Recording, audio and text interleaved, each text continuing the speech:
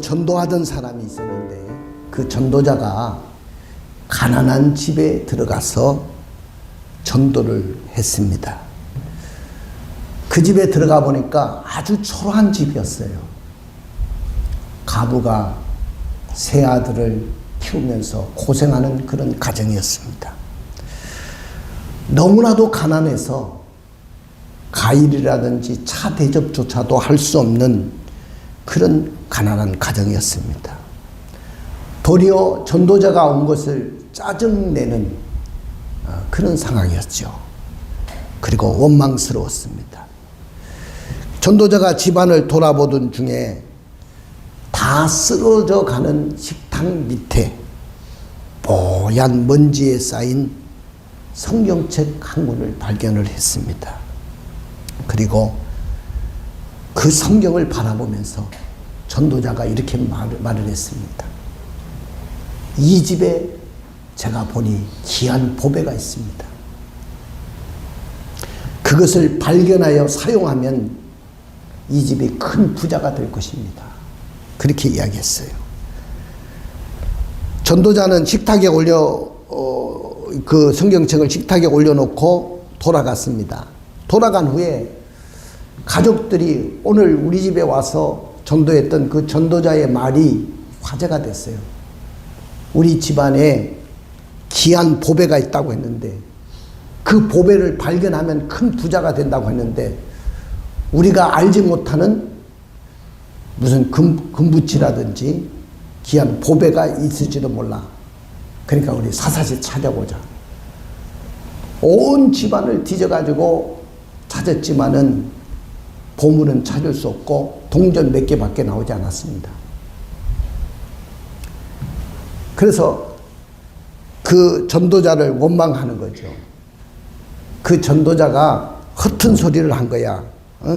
아무것도 없는데 무슨 보물이 집안에 있다고 하는 거야. 그런데 우연히 밥을 먹다가 식탁 위에 놓여진 그 성경책을 보게 됩니다. 그 성경책을 보는 순간에 그 집안의 어머니가 혹시 이 성경책 안에 어마어마한 금액이 적힌 수표가 있을지도 몰라. 그래서 온 성경을 뒤지는데 수표가 나오기는 뭐가 나옵니까? 아무것도 안 나오는 거예요. 그런데 성경책을 뒤지면서 성경 구절이 눈에 들어오기 시작한 겁니다. 그 눈에 들어오는 순간에 은혜가 되기 시작했고 성경을 읽어가기 시작하는데 성경을 다 그냥 눈물로 성경을 다 읽고 나서 성령께서 역사하고 계시는 그 순간에 이런 고백이 나왔습니다. 과연 보배가 따로 있는 것이 아니고 이 성경책 안에 보배가 있구나. 내가 왜 그걸 몰랐을까? 그러면서 온 가족들이 예수를 믿기 시작하고 그 가정에 평화가 오기 시작하고 그 가정에 사랑이 가득한 가정이 되고 믿음의 가정이 되면서 놀라운 축복을 이루게 됐다는 것입니다. 그리고 얼마 후에 다시 전도자가 방문을 했습니다. 그리고 방문했을 때 온 식구가 그 전도자를 반갑게 맞이하면서 당신이 우리에게 말한 보배를 우리가 찾아냈습니다. 그리고 그것을 읽고 그대로 행했습니다. 그랬더니 우리 가정이 놀랍게 복을 받고 달라졌습니다. 자, 여러분들, 저는 이 말씀을 드리면서 사람은 누구나 복 받기를 소원합니다. 저도 복을 굉장히 받기를 사모하는 사람이에요. 복 좀 받았으면 좋겠어요. 이 지긋지긋한 가난도 벗었으면 좋겠어요. 하나님의 넘치는 축복을 받아 누리고 살고 싶습니다. 복을 싫어하는 사람은 이 세상에 하나도 없습니다. 그러면 복 받고 잘 되기를 바라면 어떻게 해야 될까요? 오늘 본문에 보니까 하나님께서 오늘 이스라엘 앞에 복과 저주를 두셨다. 그래서 복과 저주를 두셨다. 이스라엘이 하나님을 사랑하고 그 명령에 부종하면 하나님께서 그에게 강한 나라들을 얻게 하셔서 그들이 발바닥으로 밟는 모든 땅을 그들에게 주겠다고 약속하셨습니다. 하나님께서 그들 앞에 복과 저주를 두셨는데 그들이 하나님의 명령을 잘 지키면 복을 받게 되겠지만은 반면에 하나님의 명령을 지키지 아니하고 다른 신을 섬기게 되면 그들은 저주를 받게 될 것이라고 엄중하게 경고하며 명령을 했습니다. 그러므로 이스라엘이 그 땅에 들어가서 적과 꿀이 흐르는 그 가나안 땅에 들어가서 하나님의 명령을 지키고 살면 계속해서 그들은 복된 삶을 누리고 살게 될 것이고, 하나님의 명을 떠나가서 우상을 섬기고 그냥 잘못된 신을 섬기게 되면은 저주의 삶을 살게 될 것이라고 이야기했습니다. 오늘 그래서 그들의 영적인 중심지로 자리 잡고 있었던 세겜에 가면 바로 그림신산이 있고, 오른쪽에는 그림신산, 왼쪽에는 에발산이 자리 잡고 있는데, 이제 우리 어깨와 같습니다. 어깨, 여기는 그림신산, 여기는 에발산, 이렇게 됐어요. 어깨처럼 산이 두 봉우리가. 근데 한쪽에는 사람들을 한쪽에 그림신산에 세우고 에발산에 세워놓고 그림신산에 서 있는 사람들에게는 복을 선포하고 에발산에 서 있는 사람들은 저주를 선포하게 그렇게 했습니다. 자, 여러분들, 저는 이스라엘이라는 나라를 보면서 이스라엘 나라, 이스라엘 민족 스스로가 하는 말이, 우리는 여러 민족 가운데 하나님의 소유가 되었고, 우리는 제사장 나라가 되었고 거룩한 백성이 되었다고 자부심을 가졌습니다. 맞습니다. 그러나 이것은 거저되는 것이 아닙니다. 조건이 있었습니다. 시내산 밑에서 언약을 맺으면서 어떤 조건을 이야기하셨는지 한번 읽어주실까요? 출애굽기 19장 5절 6절 읽어주세요. 세계가 다 내게 속하였나니 너희가 내 말을 듣고 내 언약을 지키면 너희는 모든 민족 중에서 내 소유가 되고 너희가 내게 대하여 제사장 나라가 되며 거룩한 백성이 되리라. 너는 이 말을 이스라엘 자손에게 전할지니라. 그렇습니다. 좀 떼어줘 보세요. 세계가 다 내게 속하였나니, 온 세계가 다 하나님의 나라예요. 대한민국도 하나님의 나라예요. 저 인도도 하나님의 나라고 미국도 하나님의 나라입니다. 이스라엘만 하나님의 나라가 아니에요. 다 세계가 다 하나님께 속했지만은 너희가 내 말을 듣고 내 언약을 지키면, 조건을 이야기한 거예요. 내 말을 듣고 내 언약을 지키면 너희는 모든 민족 중에 내 소유가 되고, 모든 민족 중에 하나님의 소유가 되고, 너희가 내게 대하여 제사장 나라가 될 것이다. 너희가 제사장 나라가 되어서 많은 민족들을 하나님께로 인도하는 그런 나라가 될 것이고 거룩한 백성이 될 것이다. 할렐루야. 이 조건이 뭡니까? 이런 축복을 받기 위해서는 내 말을 듣고 내 언약을 지키라는 조건이 붙었죠. 이걸 무시하면 안 된단 말이죠. 내가 하나님의 백성이고 내가 선민이고 거룩한 나라고 제사장 나라라는 어떤 특권만 주장할 것이 아니란 말이죠. 그리고 애굽에서 구원을 받은 백성들인데도 불구하고 항상 그들은 형통하고 번성한 것은 아니었어요. 어떤 때는 환난을 당하기도 하고 어떤 때는 전쟁을 당하기도 하는데, 세계에서 가장 전쟁을 많이 치는 나라가 바로 이스라엘입니다. 그리고 또 보니까 대한민국이래요. 전쟁을 치르게 됩니다. 항상 축복을 누려야 될 나라가 왜 이렇게 전쟁을 많이 치렀을까? 그리고 연병으로, 지금같이 코로나 같은 연병으로 수만 명의 사람들이 죽임을 당하기도 하고, 심지어는 이방인들에 의해서 AD 70년 로마의 디토 장군에 의해 가지고 예루살렘 성벽이 돌 하나 돌 위에 남기지 않고 다 무너졌습니다. 처처하게 파괴가 됐어요. 처참하게 파괴가 됐어요. 예루살렘 성이 함락이 되고요. 바벨론까지 포로로 잡혀가게 해가지고 70년 동안 포로 생활을 합니다. 예수님이 십자가에 못 박기 위해서 이방인의 손에 로마의 총독 빌라도에게 내어주죠. 내어주고 바라바는 놓아주고 예수를 십자가에 못 박으십시오.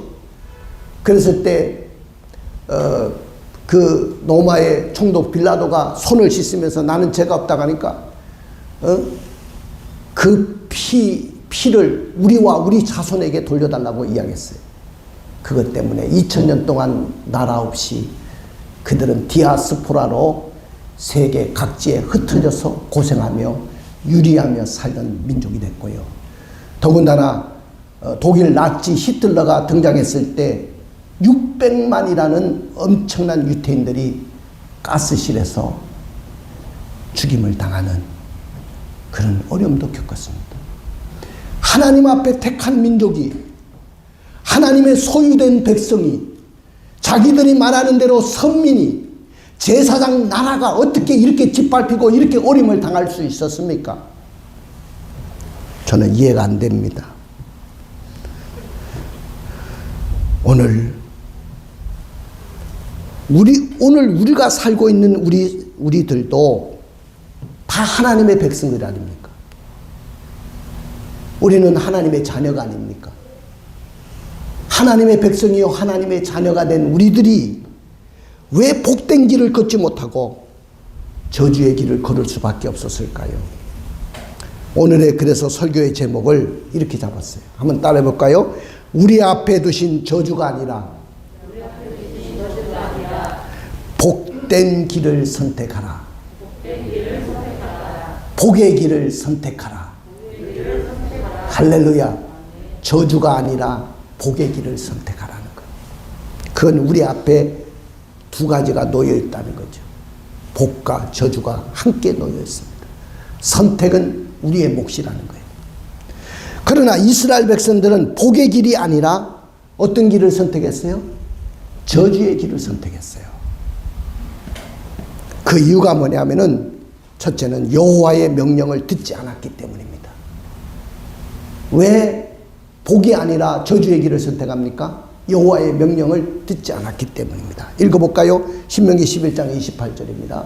너희가 만일 내가 오늘 너희에게 명령하는 터에서 돌이켜 떠나 너희의 하나님 여호와의 명령을 듣지 아니하고 본래 알지 못하던 다른 신들을 따르면 저주를 받으리라. 그렇습니다. 이스라엘이 그들 앞에 둔 복의 길이 아니라 저주의 길을 걸을 수밖에 없었던 이유 중에 하나가 뭐냐면은 하나님이 수많은 하나님의 명령을 하셨는데, 다시 말하면 수많은 말씀을 하셨는데 그 말씀을 듣지 않았다는 거예요. 다른 말로 말하면 불순종하였기 때문에 그렇습니다. 옛날 사무엘 선지자가 진짜 불순종하는 사울왕을 보면서 이렇게 말씀하셨어요. 한번 읽어볼까요? 사무엘상 15장 22절 23절입니다.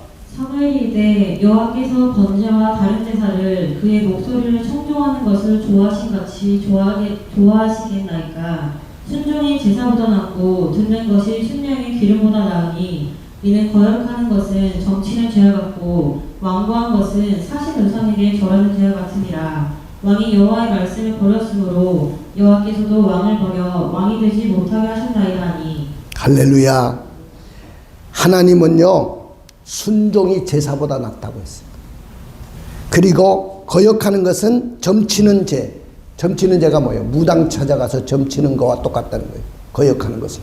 그리고 완고한 것은 사신 우상 앞에 절을 하는 것과 같다. 그러니까 우리의 삶 속에 복의 길이 아니라 저주의 길을 걷는 원인은 뭐냐면은 바로 불순종하기 때문에 그렇습니다. 불순종. 여러분들, 우리의 삶의 고난과 고통이 반드시 죄 때문에 온 것은 아닙니다. 죄 때문에 온 것은 아니에요. 그렇지만은 많은 경우가 불순종이나 범죄의 결과로 올 수도 있다는 것을 아셔야 됩니다. 자, 우리 그 말씀을 로마서 2장 9절에서 10절에 바울이 이렇게 말씀했어요. 악을 행하는 각 사람의 영에는 환난과 공고가 있으리니 먼저는 유대인에게요 그리고 헬라인에게며 선을 행하는 각 사람에게는 영광과 존귀와 평강이 있으리니 먼저는 유대인에게요 그리고 헬라인에게라.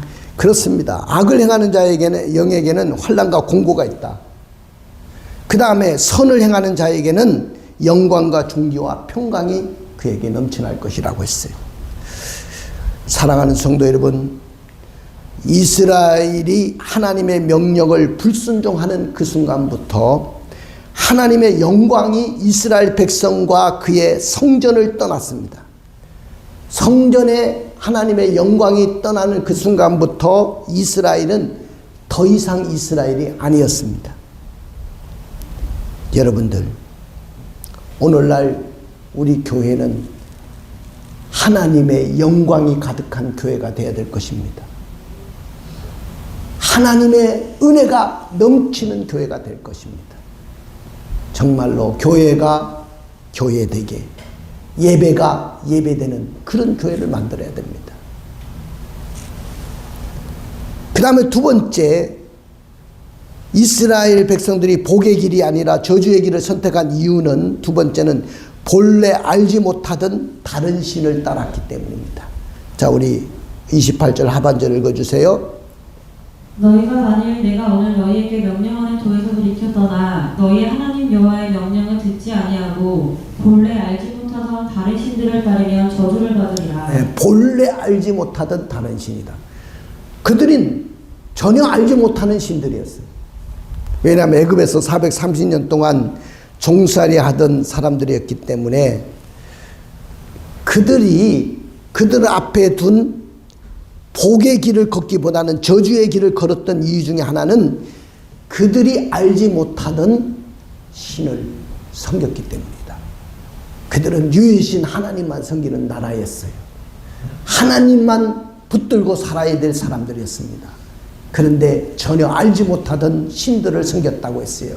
그 신들은 가나안 땅에 딱 정착하고 보니까 그들이 유일신 하나님을 버리고 본래 알지 못했던 신들, 예를 들어서 바알신, 아스다롯, 다곤, 몰록, 그런 신들, 이방 신들까지도 그들이 전부 다 수입해 가지고 와가지고 예루살렘의 성읍에 가득한 우상 숭배의 모습이 성전까지 밀려 들어왔어요. 성전 안에서도 하나님을 등지고 우상 숭배하는 일들이 비일비재했습니다. 축복의 길이 분명히 있는데도 불구하고 그들은 축복의 길을 버리고 저주의 길을 걸었던 것입니다.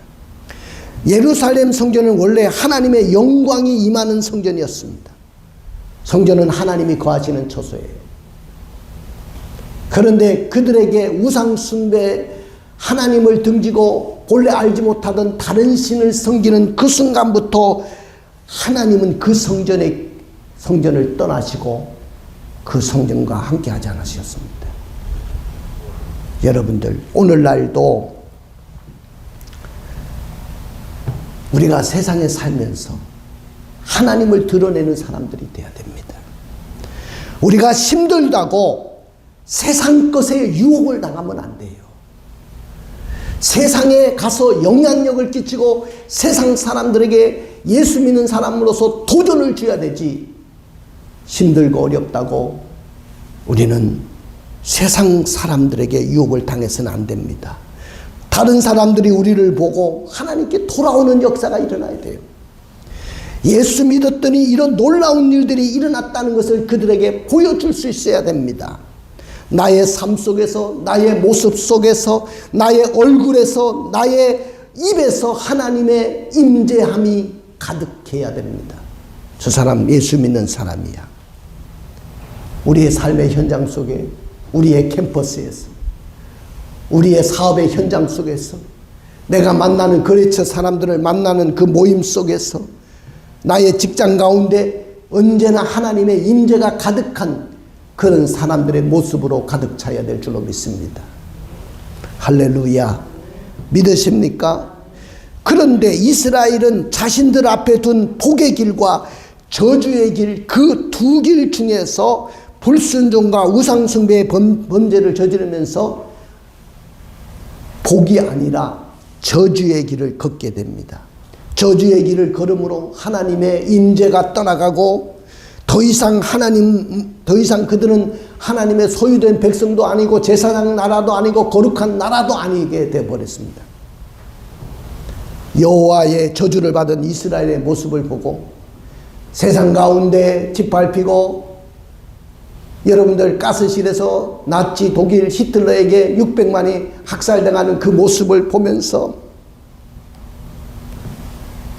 이방 민족들에게 구경거리 조롱거리가 되어버리고 말았어요. 그때 하나님, 그래도 우리가 하나님의 소유된 백성이 아닌가요? 우리가 제사장 나라가 아닙니까? 거룩한 나라인데 우리가 왜 열방 가운데 구경거리가 되고 조롱거리가 돼야 됩니까? 정말 죽고 싶습니다, 하나님. 하면서 그들은 저주의 자리에서도 깨닫지 못하고 하나님을 원망합니다. 그럼에도 불구하고 여호와는 저주가 아니라 복의 길을 걷게 하시는 하나님이신 줄로 믿습니다. 할렐루야, 할렐루야. 하나님은 이스라엘이 그들 앞에 둔 복과 저주의 길에서 복의 길을 걸어가기를 간절히 원하시는 하나님이신 줄로 믿습니다. 하나님은요, 이스라엘이 강대한 나라들을 이기게 하시는 그런 하나님이신 줄로 믿습니다. 하나님은 저주가 아니라 복을 주시기를 간절히 원하시는 은혜롭고 자비로우시고 사랑스러우신 하나님이십니다. 그러므로 여호와가 우리 앞에 둔 저주의 길이 아니라 복된 길을 걷기 위해서 우리는 어떻게 해야 됩니까? 첫째는 오늘의 말씀대로 살아내는 겁니다. 뭐대로 살아나야 돼요? 오늘의 말씀대로. 할렐루야. 16절의 말씀 읽어주실래요? 내가 오늘 복과 저주를 너희 앞에 두나니. 네, 내가 오늘 복과 저주를 너 앞에 두노니. 16절입니다. 16절. 자, 복과 저주는 이스라엘 백성들이 하나님 앞에서 어떻게 사느냐의 여부에 곧 스스로의 선택에 의해서 결정되는 것이라는 거예요. 복을 받을 수도 있고 저주를 받을 수도 있고, 복과 저주는 나의 선택에 달려있다. 그러나 이와 같이 복과 저주를 제시한 것은 이스라엘 백성들로 하여금 복을 받게 하려는 목적이지 하나님이 저주받게 하려는 목적이 아니라는 거예요.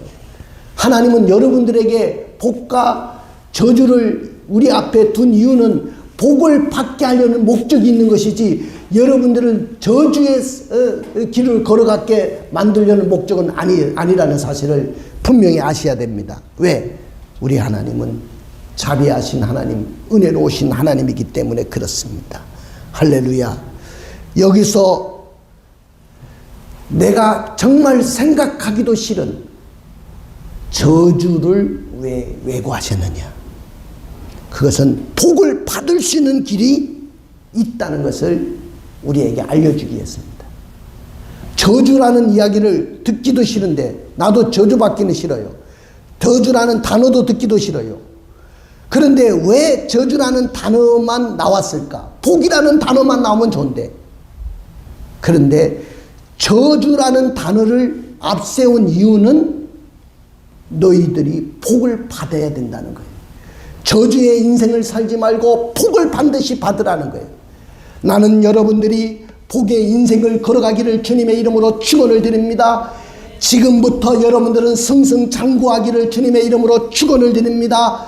우리의 청년들은 좋은 사람, 좋은 남편, 좋은 아내 만나서 행복하고 이 땅에서 복을 누리는, 자손만대가 축복을 누리는 우리 청년들이 다 되기를 주님의 이름으로 축원을 드립니다. 할렐루야. 모세는 이스라엘이 만일 하나님을 사랑하고 그 명령을 지켜 행하고 그에게 부종하고 하나님을 섬기면 첫째는 어떻게 된다고 하냐면은 하나님께서 그들보다 강한 나라들을 쫓아내시겠다고 했어요. 아무리 강한 나라들이라도 너희들을 위해서 내가 강한 나라들을 다 쫓아내겠다. 할렐루야. 둘째는 그들로 승리할 힘을 주셔서 레바논과 유브라데 하스에 이르는 지역 중에 그들이 발로 밟는 모든 것을 내가 다 주겠다. 할렐루야. 읽어볼까요? 24절 읽어주세요. 너희의 발바닥으로 밟는 곳은 다 너희의 소유가들이니 너희의 경계는 곧 광야에서부터 레바논까지와 유브라데 강에서부터 서해까지라. 자, 너희의 경계는 광야에서부터 레바논까지인데 저 레바논은 만년설이 있는 헐몬산 그 위에 지금 시리아로부터 뺏은 골란공원, 바산공원이라는데 골란공원 거기까지 저 밑에 광야는 네게부 지역 거기까지 너희의 지경이 될 거다. 그런데 그리고 저 유프라데 티그리스 문명이 있는 지금 이라크 지역이죠. 이라크 땅인데 거기서부터 지금 이집트 나일강까지 너희의 지경이 될 거다. 그래서 전번에 내가 이야기했지만은 이스라엘 지도는 간단하죠. 자, 위에 강이 하나 흐르고 밑에 강이 하나 흐르고 중앙에 별이 하나 있어요. 자, 저 위에 강은 유프라데 강을 이야기하는 거고 밑에 강은 저 이집트의 나일강을 이야기합니다. 세계 4대 문명의 발생지입니다. 유프라데 티그리스는 메소포타미아 문명이 발생한 곳이고 저 나일강은 고대 이집트 문명이 발생한 곳입니다. 거기에 중앙에 별이 있는데 다윗의 상징하는 별입니다. 다윗의 별이잖아요. 별. 그래서 다윗이 통치하던 시대에 가장 넓은 영토를 차지했어요. 그때를 회복하자는 거예요. 이것이 이스라엘입니다. 근데 이런 놀라운 축복, 이 축복을 받기 위해서는 결국은 하나님 말씀대로 살아내는 것밖에 없어요. 할렐루야. 하나님이 말씀하신 이 경계는 다윗 왕과 솔로몬 시대에만 잠시 실현됐을 뿐 한 번도 실현된 적이 없어요. 그러면 이 하나님의 약속이 이루어지려면 내가 하나님 말씀대로 살아내는 거예요. 강한 경계와 강한 영토를 차지하기 위해서는 너희들이 다윗과 솔로몬 시대에만 실현됐던 그 놀라운 꿈의 영토가 너희들에게 회복될 것인데 너희들이 발바닥으로 밟는 것을 내가 다 주겠다는 거예요. 할렐루야. 그런데 어떻게 이 솔로몬과 다윗 왕 시대, 두 왕 시대에만 이루어진 이유가 뭘까요? 그것은 그 시대가 가장 하나님의 말씀을 지키고 살았기 때문입니다. 다윗 왕처럼 하나님 말씀대로 지키고 사는 사람이 어디 있어요? 여호와는 나의 목자시니 내가 부족함이 없으리로다. 복 있는 사람은 악인의 길을 쫓지 아니하며 죄인의 길에 서지 아니하며 오만한 자리에 앉지 아니하고 오직 여호와의 율법을 주야로 묵상하는 자로다. 그 고백을 한 사람이 누굽니까? 나의 힘이 되신 여호와여, 내가 주님을 사랑합니다. 바로 다윗 아닙니까? 다윗처럼 우리가 하나님의 말씀대로 살아낼 때 하나님의 이런 놀라운 축복, 여러분들이 발바닥으로 밟는 그 땅을 하나님이 다 주실 줄로 믿습니다. 우리 교회가 발바닥으로 밟는 그 땅을 다 하나님이 주실 것입니다. 그것은 내가 하나님 말씀대로 살아내야 된다는 거예요. 하나님의 말씀대로 살아내지도 못하면서 어떻게 이런 축복을 기대할 수가 있겠습니까? This day, 오늘의 삶에 복과 저주를 두었다는 거예요.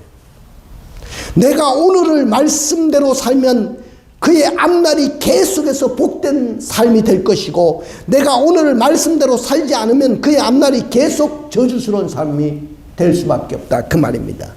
This day, 오늘이 중요한 것입니다. 그러므로 복과 저주는 오늘 내가 한 선택의 결과라는 겁니다. 할렐루야. 사랑하는 성도 여러분, 코로나19 사태로 우리는 많은 어려움을 겪고 있어요. 신앙의 어려움뿐만 아니라 예배의 어려움도 겪고 있습니다. 그리고 사업의 어려움도 있고 취업의 어려움과 물질의 어려움, 정신적인 코로나 블루 트라우마를 앓고 있어요. 그럼에도 불구하고 우리가 신앙과 믿음은 약해지지 않아야 됩니다. 할렐루야. 이 어려움을 이겨내기 위해서는 말씀대로 살아내야 됩니다. 그럴 때 승리하게 될 것이고요. 자, 두 번째는, 자, 우리가 저주가 아니라 복의 길을 걷기 위해서는 두 번째는 내 앞에 둔 축복과 저주를 선포하라는 거예요. 자, 우리 11장 29절부터 30절을 읽어주세요. 네, 하나님 여호와께서 내가 가서 차지할 땅으로 너를 인도하여 들이실 때에 너는 그리신 산에서 축복을 선포하고 에발산에서 저주를 선포하라. 이 두 산은 요단강 저쪽 곧 헤디네 쪽으로 가는 길, 뒤 길갈 맞은편 모래 상수리 나무 곁에 아라바에 거주하는 가나안 족속의 땅이 있지 아니하냐. 예, 지금 축복과 저주를 선포하는데 그린심산 에발산에 와서 선포하라고 했습니다. 그 땅은 남북으로 서로 마주보고 있는 산이에요. 그런데 그 골짜기 동쪽 입구에 세겜이라는 성읍이 또 있어요. 근데 이 세겜은 가나안의 거의 중간쯤에 위치한 땅인데 이스라엘의 조상인 아브라함이 모래 상수리 나무 밑에 거하였더라 그랬거든요. 모래 상수리 나무 밑에라는 것이 바로 세겜 땅입니다. 그곳에서 제단을 쌓았던 곳이에요. 하나님 앞에 예배를 드렸던 장소입니다. 그곳에 와가지고, 그러니까 해발 약 900m 정도의 산들인데 이 산들 가운데 축복과 저주를 선포하라고 했습니다. 자, 오늘 이렇게 복을 선포하고 저주를 선포하라고 한 이유는 아마도 옛날 그 이스라엘의 조상인 아브라함이 하나님 말씀에 순종하고 가나안 땅에 들어와 가지고 처음으로 단을 쌓고 하나님께 예배했던 곳이 세겜 땅이었기 때문이라고 생각이 됩니다. 광야의 예배 초소는 성막이었죠. 그러면서 정착 생활을 하게 될 때 가나안에 들어가서는 어디서 예배 드릴 것인가? 보통 예배 장소를 이야기하면 예루살렘 아니면 실로 성전 이걸 생각하는데 오늘 여러분들 여기에 보니까 11장에 보니까 그림산과 에발산 있는 이 세겜을 지목한 것입니다. 바로 모래 상수리 나무 곁에 바로 그곳에서 아브라함이 제단을 쌓던 그곳에 와서 하나님의 이름을 부르고 예배를 드리기 시작했을 때 하나님의 축복이 그들에게 임했다는 겁니다. 사랑하는 성도 여러분, 오늘 우리는 이 예배 장소에 나와서 저주가 아니라 축복을 선포하는 여러분들이 되기를 원합니다. 그런데 저주의 항목을 내가 알아야 될 이유는 축복을 받기 위해서죠. 복을 받기 위해서 저주의 항목도 알아야 돼요. 그래서 복과 저주를 선포하는 거죠. 하나님께서는 오늘 this day 우리의 삶 속에 복과 저주를 두셨어요. 이것은 오늘 나의 삶의 결과에 따라서 내일의 삶이 결정된다는 것을 우리에게 보여주는 것입니다. 사랑하는 성도 여러분, 지금까지 우리의 삶이 시련의 연속이라고 생각한다면 절대로 절망하거나 낙심하지 마세요. 여러분들의 내일을 만드는 분이 누굽니까? 여러분들의 미래를 결정하실 분이 누굽니까? 사람이 계획할지라도 그 경영함을 이루실 분이 누굽니까? 하나님이셔요. 목숨을 버릴 만큼 오늘 하나님은 여러분들을 사랑해 주셨어요. 여러분들도 그 하나님을 사랑하고 믿음의 길을 선택한다고 한다면 하나님이 여러분들을 복된 길로 인도할 줄로 믿습니다. 그리고 지난 날에 내가 불순종과 우상 숭배했던 것을 회개해야 됩니다. 여러분, 한국교회가 복의 길을 걸으려면 저는 한국교회 목사들부터 모든 성도들이 이 시기에 코로나를 피해가지고 힘들어할 것이 아니고 회개 운동이 일어나야 됩니다. 여러분들, 회개 운동이 일어날 때 역사가 일어납니다. 그것은 너무 강력한 거예요. 하나님, 지금까지 나는 자식을 우상으로 삼고 살았습니다. 하나님, 나는 물질을 우상으로 삼고 살았습니다. 나는 세상의 권력을 우상으로 삼고 살았습니다. 명예를 우상으로 삼았어요.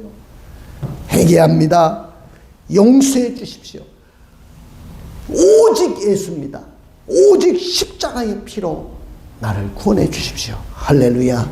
한번 따라해 봅시다. 믿음은 우리의 앞에 둔 저주의 길이 아니라 복의 길을 선택하는 것입니다. 그래요. 여러분들이 믿음이라는 것은요, 여호와의 명령을 듣고 저주의 길이 아니라 복의 길을 선택하는 것이죠. 믿음이라는 것은 내가 본래 알지 못했던 다른 신들을 따르지 않고 저주의 길이 아니라 복의 길을 따르는 거예요.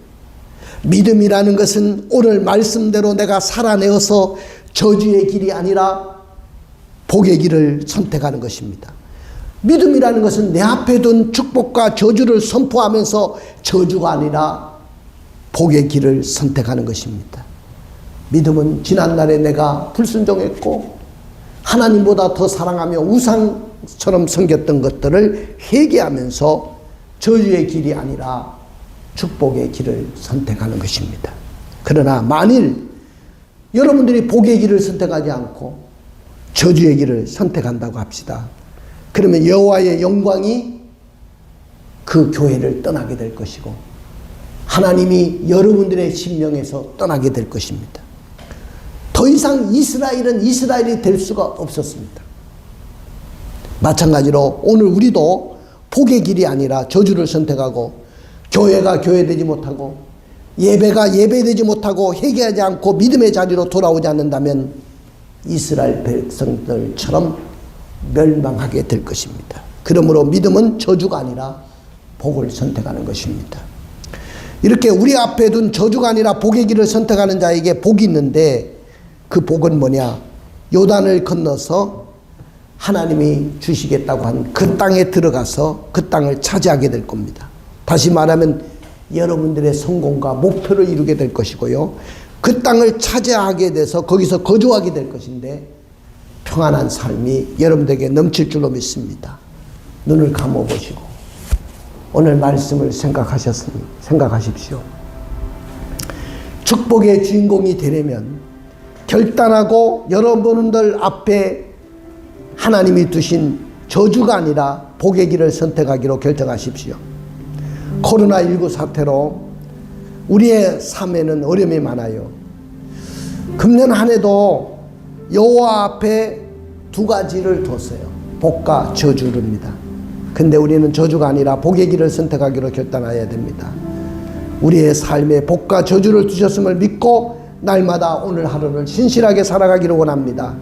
또 나의 내일을 만드시는 하나님 앞에 순종하며 살아내기로 결단하시기를 원합니다. 우리 다 같이 찬양하겠습니다. 찬양.